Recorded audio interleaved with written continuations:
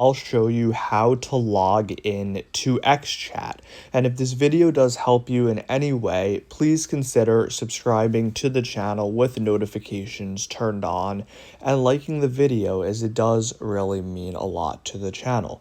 So now, how do you go ahead and log in to XChat? Because I know there are a lot of issues with it, so I'm going to show you how to fix it not working and you not being able to log in.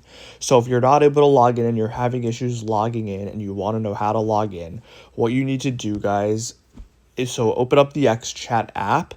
And now, basically, the app is brand new, so there are a lot of issues logging in. What you would want to do is try deleting the app and reinstalling the app if it doesn't work the first time. To log in, you just click your account or create a new account. But if it doesn't work, try deleting and reinstalling the app, and also try restarting your device, and that could work as well. So basically, if that doesn't work, you could just try again in an hour or two. Just keep trying and it'll eventually let you log in, but you just log in by going over to it and clicking your account.